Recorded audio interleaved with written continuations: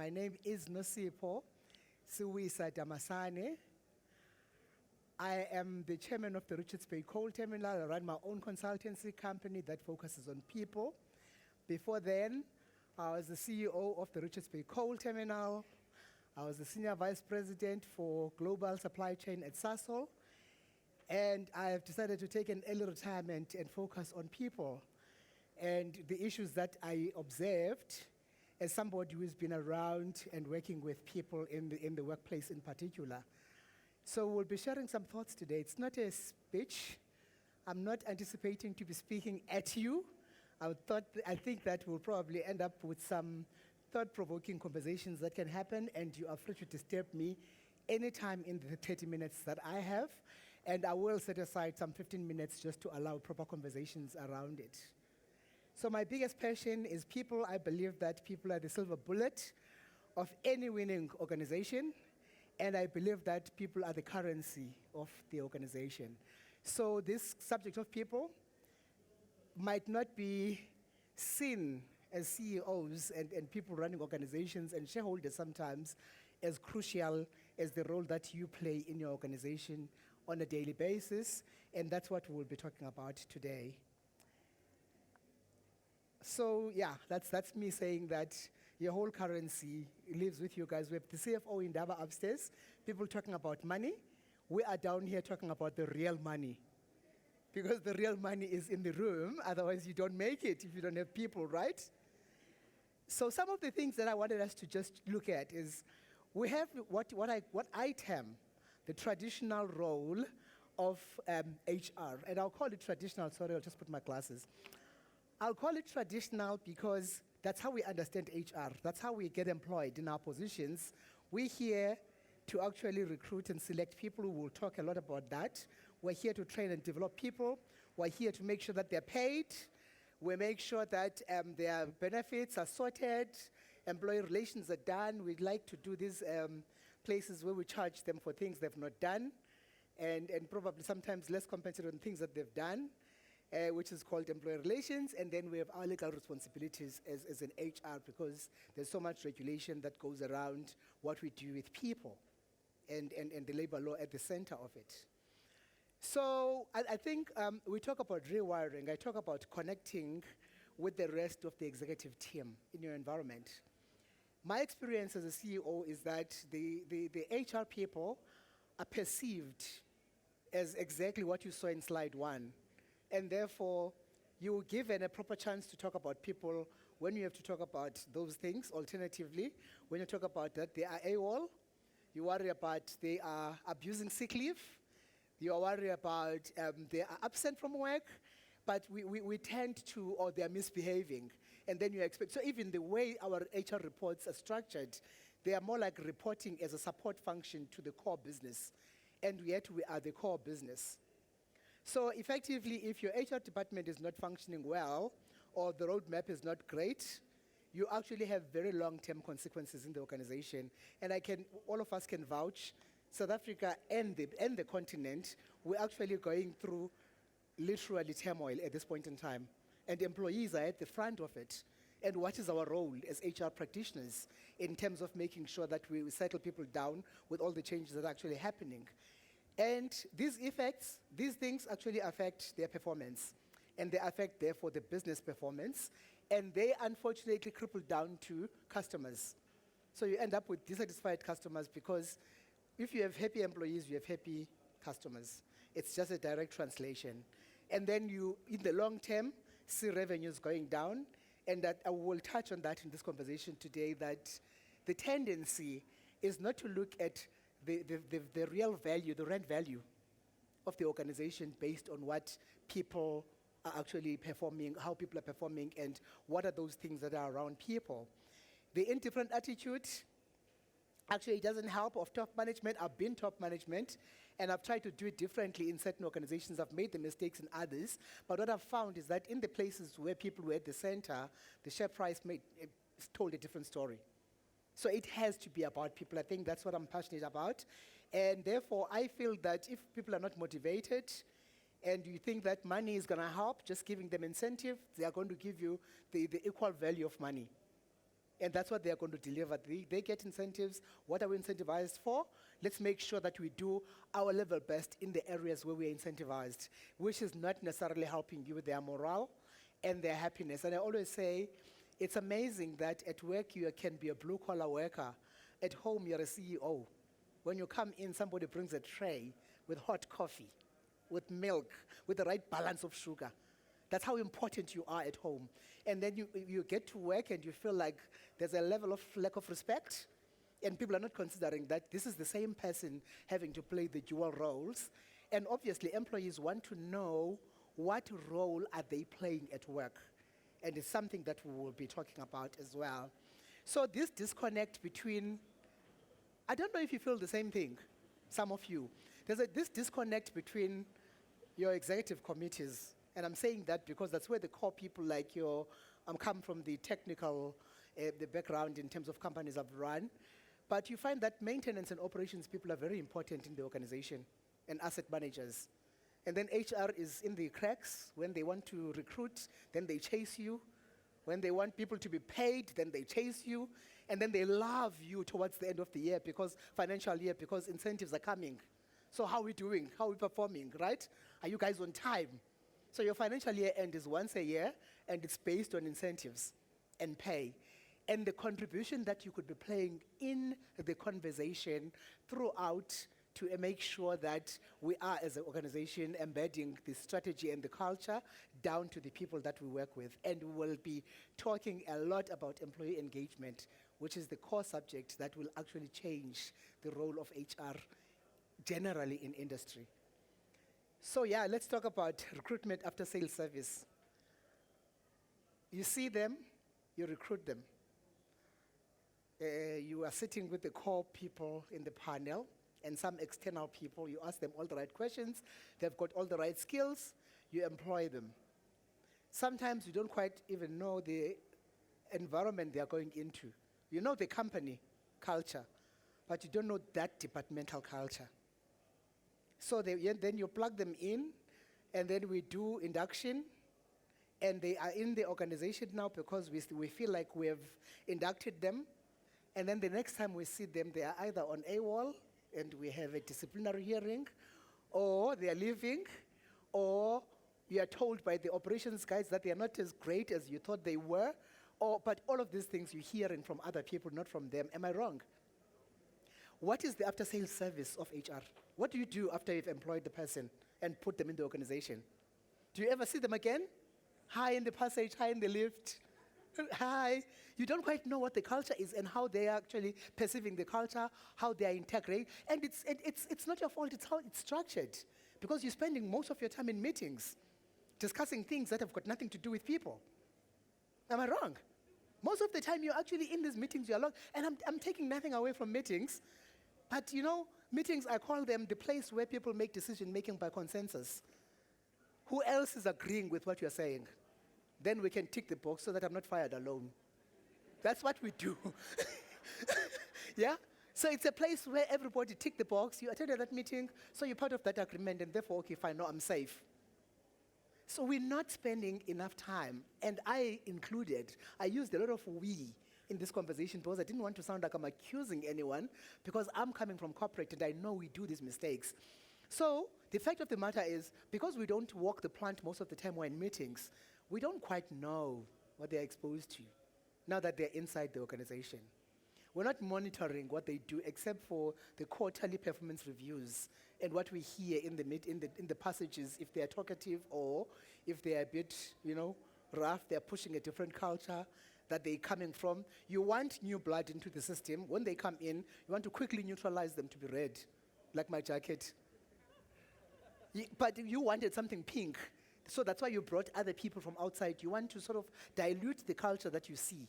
But now that they're here, you want them red. We're red here. This is how we operate, and that's how it works. So we don't have those conversations that are important. That's why I call it after-sales service, because if you buy a car, you want to hear somebody calling you to say, how's the car, right? You want to hear somebody saying that, is it bad on petrol? You want to hear somebody saying that you have not come for service.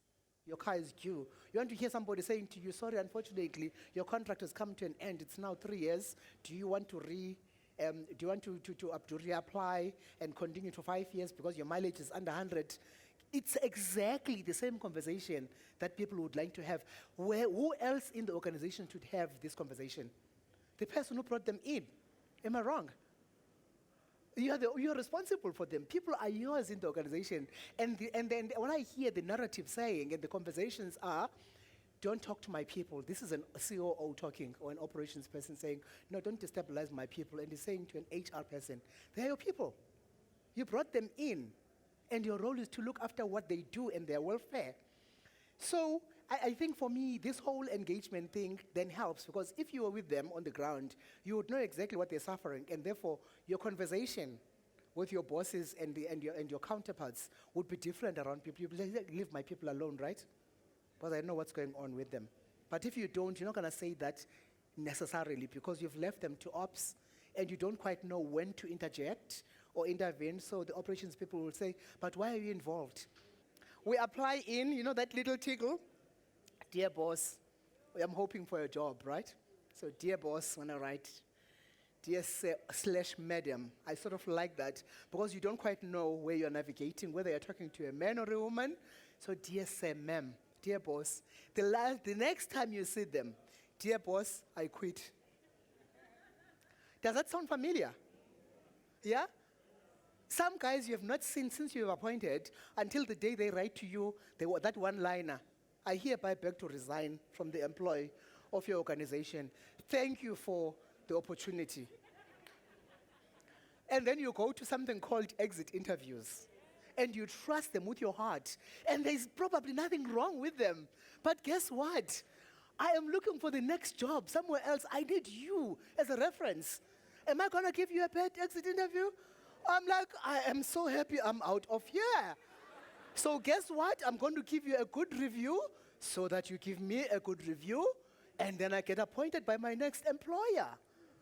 Yeah? It all boils down to conversation. It's got nothing to do with what is written. We are writing a lot of things. We are process-driven. Nothing wrong with process. I'm a stickler for process too. But guess what? It comes out when you talk to people, when you're on the ground with them. So by the time they say, dear boss, I quit, you have been expecting it, right? Most of the time you knew that this one, I can feel that they are not, solidly here, etc. And whilst we're talking about the question of dear boss and the dear boss, I quit, there's something else we're not identifying as HR people. When we're appointing Generation Z, we don't know what to expect from them, yeah? This is an 8-to-5 job. Cell phones, we don't use cell phones during the day when you're in the plant. I come from the plant, so I'll always refer to the plant. We don't use cell phones in there, blah, blah, blah. With FOMO, they are going to use cell phones because they fear of missing out. So what are they going to do? They're going to have two phones. The one they give to you and the one they keep you where you know where, And they will still be on Facebook, they'll still be on Twitter, they'll be on print, they will be in every social, because they can't be lost. So if you can control smokers and put them in a smoking area and nothing goes down in productivity, why are you not thinking like that with cell phones? Creativity. Yeah? Because if I knew I've got 2 minutes to go and look at my phone, I'll wait for my 2 minutes. Because I feel like I'm treated like an adult. And therefore, I'll go and come back like smokers. Smokers have not lost productivity. There is no stats that says, since we said it's dedicated smoking areas, we've lost time. Have we? Where are the smokers?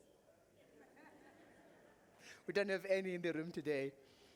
So talking about employee engagement, it's actually my pet subject. My organization is focusing on this. And I've realized one thing. It's not a subject that is understood. So it requires patience. So when I go to organizations and I say to them, then they approach me, it's like they know what I've been doing for work, what I like about HR, whatever. I won the IPM CEO of the Year, looking after people. And I say to them, I can actually assist you if you allow me. They want to say, oh, no, do surveys and check, do a dipstick. I'm like, okay, fine. I'll go undercover with your people. How's that? I'll wear my overalls, your overalls. I'll be a student. I'll work with them, an older student. I'll work with them. And then I get to hear the vibe. I'm in a bus with them from work. I hear what the areas of dissatisfaction are. So when you read this survey, it talks to something else, talks to the truth of what's happening in your organization because you've dug deeper. And it's engaging people outside of the formal environment. How many of us do that? Do we have time? No, right? We're in meetings. We've got too many meetings. We can't afford to be on the ground with them. So you find out how they're doing. You worry about, I talked about the onboarding process. You worry about instilling the culture, but you instill the culture in such a way that you're not allowing room for it to change by bringing new blood into it. We talked about that.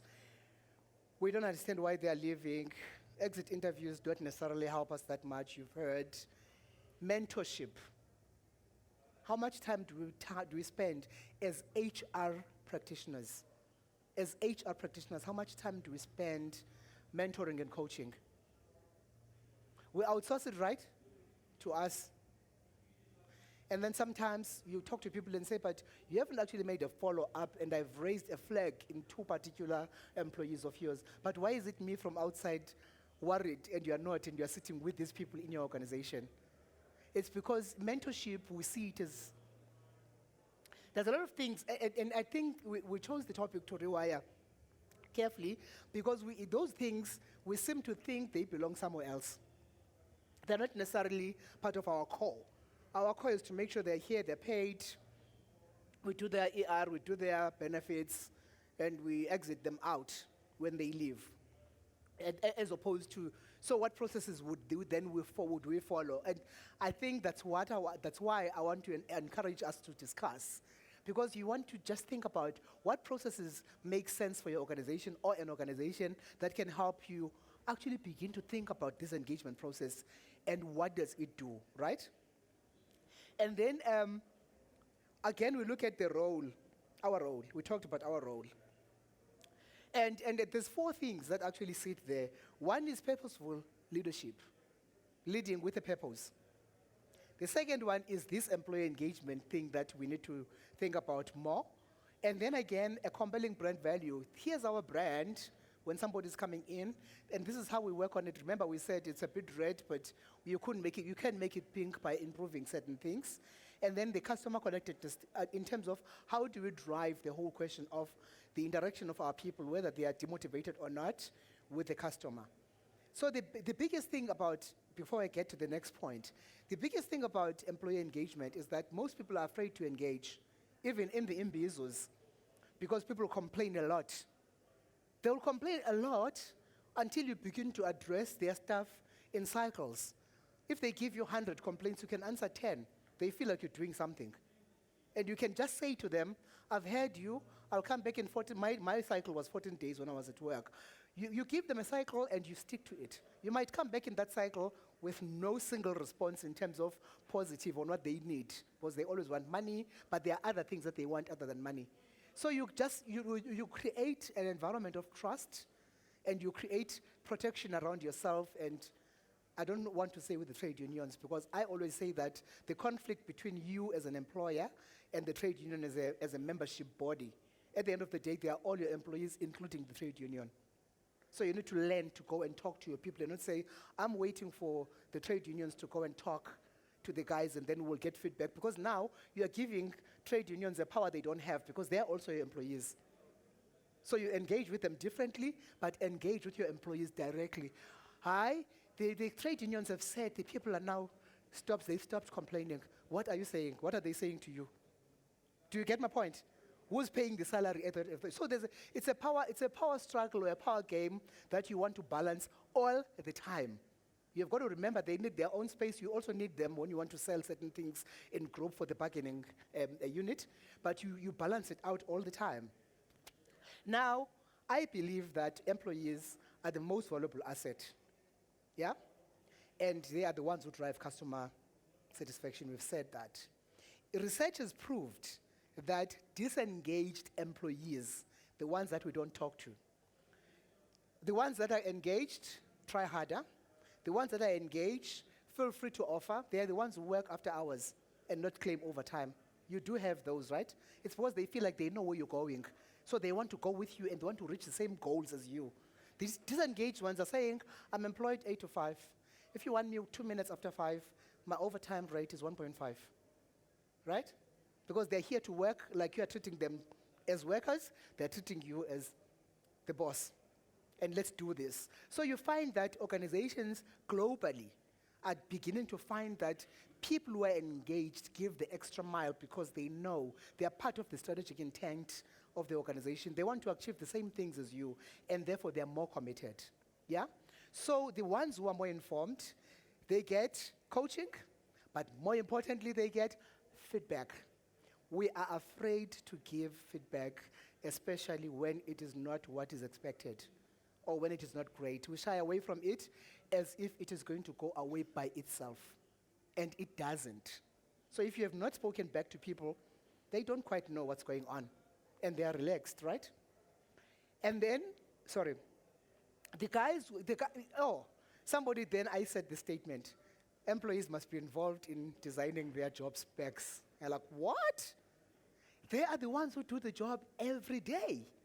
So if it was fully consultative, yes, you've got the job spec that you've drawn, you've gone to Hay, you've done all the formal things that are written on paper, and then you go and test it with the guys who are working on the ground. You could actually be wasting time and money by following a particular process that can be reorganized, rearranged with the people on the ground with your help as HR. Because operations is going to come back to HR and say, your people are spoiled. They are now saying that they want to change the job specifications. But you are the one who says, how do they mean? How would they want to? Just listening. You might not even change the job spec, but satisfy somebody that I count in the organization, my input matter. So there's buy-in. And therefore you find that when you bring changes, people are actually ready to move with the change. And people who are celebrated, and celebration is not just money incentives. People who are celebrated also feel like they belong. So much as we punish them for all the things that they don't do, to celebrate them when they've done the right stuff and be integrated in them as HR and even understand what it is that actually incentivizes them. So some of the best practices that people can adopt are actually out there, but they're still, and I always say to people, when I do the speaking and engaging with colleagues, I don't like Harvard language. It's great. It really is great. But you need practical stuff on the ground with the people, by the people, for the people, right? So you take your Harvard stuff and break it down a bit and bring it down to an element where even my grandmother would understand when you talk, because that's exactly how you end up. And it's not just for organizations with blue-collar workers. This applies to all levels of employees in an organization. People just want to hear you and feel like they understand you and where you're heading. And again, we talked about this slide, so I'm just going to jump through it because I think we really have dwelled on the fact that you guys bring these guys in. So what happens to them when they're in is very, very important. So I want to move on to say the listening part. The fact, Steve Jobs says, it does not make sense to hire people and then tell them what to do. We hire smart people so they can tell us what to do. How many people subscribe to that? Do you agree? You've said we've got this brilliant young person that we've just appointed. Now they are in and you tell them, no, we don't do it like that. They bring this idea, no, you have no experience. What do you know? I mean, you just knew, you must learn from me. I've been here for 20 years. We've been doing this. We've tried all angles of it. It doesn't work. Yeah? So a smart person feels, I'm underutilized. I'm not happy here. What do? Dear boss. And they're gone. So stop hunting for great employees if you are not going to help them make you look good and great. They're not here for your job as yet. Yes, succession planning, remember, they're looking up to your job at some point, but not now. So the best you can do is to allow them to make you look smart. Because if you delegate to your people and you actually work with them and allow them to work with you, you end up in a situation where you are the one who looks smart at the end of the day. Isn't it so? At the board meeting, they start with, hey, Nosipho, your team is doing very great. No, they say, Nosipho, you're doing very well. And then I'm the one with, tail between the legs. I'm like, yeah, with my team. Just knowing that I'm not doing this alone. So we should be getting the same treatment as customers. We should be giving our clients, our clients and our employees the same level of respect, right? 100% of employees are people. If we don't understand people, we don't understand employees. If we don't understand employees, we don't understand business. How true is that? At the end of the day, it's about people. It's all embedded in people, and it's in people's hands. We all want to be here, don't you? It looks good, eh? We all want to be here, so we should be here on the beach, where the company culture is cascaded down to the lowest level. It's fully inclusive, everybody believes. I even took my people to vote for their own values, so that when they don't adhere to values, I'm like, but these are your values. It makes it very easy. But we think we're giving power by doing that. Empower employees, have faith in their abilities, create teamwork through connections across all the levels of the organization. Workplaces must be fun. We work hard and we play hard. People are afraid of the word fun. We spend most of our real life at work than we do at home. So if we're unhappy at work, where are we happy? So we have to create some fun element in it. And I had somebody saying 3 weeks ago in Richards Bay that, you know what I'm happy about, actually? I was asking them for opinions in Imbizo, and he says, I'm not afraid of management anymore, but I feel like I respect them. Do you see the difference? People are like, yeah, kuphethe mina la. This is my farm, right? So what I say goes. And people are afraid of you, and therefore you lose out because they can't really just communicate with you directly. Employee feedback, I can't overemphasize, it is very important. It's another silver bullet. It's very important. Then the value, recognizing their value and understanding what their unique contribution is to the organization does make them feel good. And then give them a sense of purpose. Excuse the spelling there, because they spend more time at work. That sounds very heavy, right? The donkey is carrying some very heavy stuff. This is the cost of not engaging your employees, yeah? Research shows us that in the US alone, the cost of disengaged employees to the economy is $300 billion in lost productivity annually. $300 billion is a lot of money if you convert to our own little rand per annum on productivity, because it's money you don't see. It goes in the cracks of unhappiness. It goes in the cracks of rumblings and the smoke-filled rooms where people talk about things that makes them unhappy and all that. High levels of engagement translate to increase in customer satisfaction, employee retention, and productivity. Human resources play a significant role in engaging employees. They serve as teachers and mentors for other leaders in the organization. So you don't just mentor and teach your people and the guys you employed, you brought in.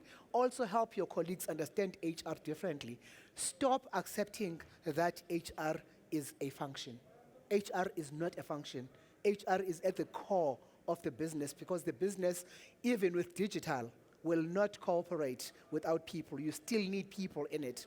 I hope you see that slide. I was trying to make it look bigger than that, but I'm sure these slides will be available on the internet. It is totally amazing when you get down and unpack the money that is sitting in things that we do, including the hiring of people that are incorrect. This is a proper research done by the Harvard Business School in America, looking at the money we lose that we do not see. That 300 billion. In addition to it, is the fact that we sit in meetings, we hire the wrong people. That's all money, right? So if you look at all those things that are listed there, and I won't go down and discuss them, it's the mistakes we do as we go that are actually costing. So why would you be excluded in the conversation that talks about money in an organization where there's so much money that we lose just on our processes as HR? So there is a cost to what we do, and it's huge to the organization. Over and above losing customers, you also lose money, like Mula proper. And then we move on to change management. I've found organizations think change management is not an HR function. So HR is going to come with processes, communication is going to communicate them, but you see the silos. Then operations people are going to talk about them. Digital is one example, but there are so many changes we do. We restructured the organization. HR is only seen at the end when they bring the organizational structure to say, this is how it will look like. You're not given the opportunity to feed into what does it mean in operations to actually have this kind of structure? What does it mean to engineering? What does it mean to finance? So effectively, the whole change management thing, again, goes back to energy that you throw on the ground.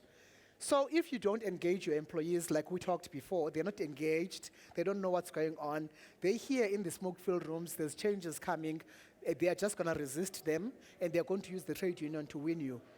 Yeah? That's their narrative, because they're talking parallel to what you are trying to achieve. And yet, as opposed to if you were engaging and you were talking, now everybody is talking about digital. Everybody, every radio, every newspaper, every television, every site on the website, on the internet, what conversations are you having with your employees about how it's going to affect them? Is it going to affect them? What's going to happen to reskilling? What's going to happen to the existing skills? What's going to happen to, I don't know what the opposite of Generation Z is. How are they going to cope with today I was told my presentation must be 16:9, and I told them straight, I don't know what that is. Can somebody help me get 16:9? I've got PowerPoint here and I can PDF it. Now when you say 16:9, I don't know what you mean. So that's effectively the generations that we are, that generation. So in the absence of trust and transparency through the engagement process, what then do you use to avoid the crippling of the productivity in people who are sitting now wondering about their jobs and their pay? With the digital and virtual world taking over in the traditionally large blue-collar environments where employees are not informed and are not retrained, and yet they know their jobs are actually under threat, and it's not going to change, it's coming, it's already here. I worked for Sasol, my last employer. I already had my robotics, I had 8 of them. And my transactions had improved by 78% in 6 months, because the robots don't go to the bathroom. The robots don't chat. So you plug them on and they just go and they do all your transactions, they do all your invoices. So what conversations are we having with our people who are actually doing those jobs today as organizations? What is our role as HR? How do we influence it? How do we make sure that people understand that you're no longer going to do the transactions because the robot is going to take over? However, I've got another role for you that you can actually do. Maybe think more about this department that you work in. I will allow you to have 60% of your time just on thinking, on reshaping your own environment that you are in, and talk to your bosses, etc. If changes of this fundamental nature are happening to people's work, how do you expect them to move forward? The world of work is in a state of flux. I already said that. We see the toys are not South African anymore. They're global. Europeans, America, you go anywhere in the world, it's just a flux. Employees are part of that mist, and they're also affected by these changes, and it's causing anxiety to employees, and with good reason too at it. So, with this polarization and us not talking, and the labor market is actually looking at whether, because the organization is looking at opportunities, we'll save costs with these robots. People are looking at, this is going to cause joblessness. What does it mean to people who already have jobs? Where's to the ones who are trying to come in and look for new jobs? So I've talked about the fact that the robots are here. I had robots. I had 8, and they really didn't waste time. And the other difficult conversation is that people are going to be asked by you as HR. People are going to be asked now to go and take up bigger roles outside of this technical and this digital world for the same salary or less. Because they're going to have to think about the fact that I have a job. So yes, it's more work, and some people are going to have to go and work from home and work online. Where are those skills being developed? Who is working on them and making sure they happen? So just going again to say this, how is it going to affect the future? What is the role of trade unions in this conversation in relation to these changes? And at the center stage of all of these changes and the turmoil that's happening, seems to be this thing of, can we talk? It sounds too difficult and yet too easy, right? Can we just talk? Break the barriers and talk. Consult people. Don't be afraid to consult, because I don't want to be like, I'm afraid of them, and et cetera, et cetera. Before you implement any of these things, worry, that's my last slide. Worry about those things. Are there efforts that you are implementing in the organization to deal with the phobia of technology? Like I told you, 16:9, I was like, I don't know what you're talking about. They said it won't fit in the screen. in the room. I said, okay, fine, can I be early in the morning? And then because I tried to email it, it didn't work and whatever. But point of the matter is, if in my 50s I'm that afraid of 69, can you imagine the guys who are facing their retirement, who are in their 58, 59, 60, 61, yeah, and you want them to learn all this digital language, you want them to work at home, online. How much are we doing to make sure that they are ready for it? Because it is actually here and it's coming for us. Change is inevitable. Change is going to continue to happen. Change can be good. Change can be bad if it's not talked about. Thank you very much. Thank you for giving me your time.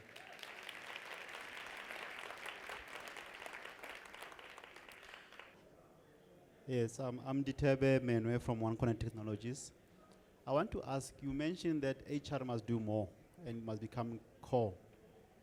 But there's been this thing that HR is a line function. The managers must do the HR activities. And HR is only a support, or the terminology is now HR partner. You know, things have changed to that. Is it not now counterintuitive now when we start saying, hey, where managers are going to step away and say everything they refer to HR, instead of them being engaged with their own employees as operational managers? Thank you. I'm tempted to take your question, so I won't wait for the other three. That's exactly the point. It's a partnering. There's no advice that says go back to taking it to the core. It also says that as a partner, what is your role? As a partner, are you seeing yourself as a support service? I call it support service. You call it line function or line. So you need to integrate yourself into what is going on in the organization. So don't just call it partner. Act partner. And for me, that's the biggest difference, is that this thing, we've got the buzzwords, and we agree on these things when we talk about them at that level. It's the activity. That's why I said, bring it down from Harvard to the ground.